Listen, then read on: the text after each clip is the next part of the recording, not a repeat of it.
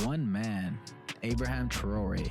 He's pretty much like the gorilla that's fighting the 100 men, but it's not 100 men, it's 100 suited up puppets. Pay attention to who this man is, because he is inspiring an African revolution against the West right now. This is 37-year-old Ibrahim Traore. He is the second youngest head of state in the world right now, and what his supporters say he represents is simple: African independence. You see, Burkina Faso is a former French colony, and since he became leader of the country in 2022, he has accused France of neocolonialism, which in other words is when a country is still trying to control the other, but now just through more hush means.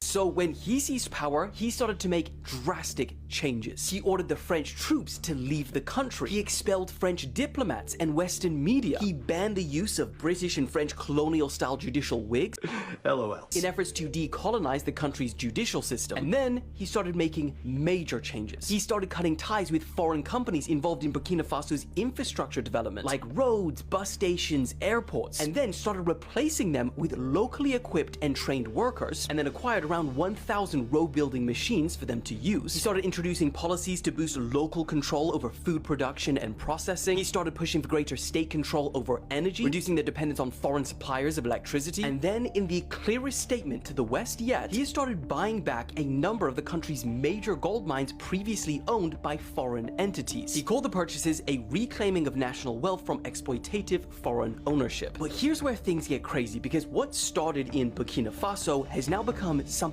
much bigger. They've now joined forces with Mali and Niger to form the alliance of Sahel states, basically saying we've got each other's backs and we're done with all influence from the West. Ivory Coast and Senegal are now also pushing to remove foreign military bases, and a former Nigerian senator described Traore's actions as the spirit of a continent yearning to be free, dignified, and prosperous.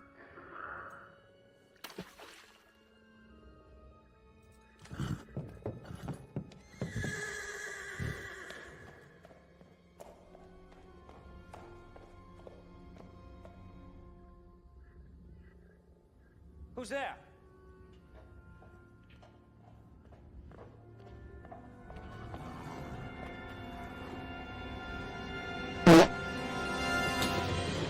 And that is exactly why we're seeing it slowly transition from one country in Africa to Africa as a whole. Because the question that's increasingly being asked is, why is such a resource-rich continent that literally powers the world so poor themselves? Now, here's the problem. We've seen revolutions like this in Africa before, and they haven't ended well. Back in the 1980s, Thomas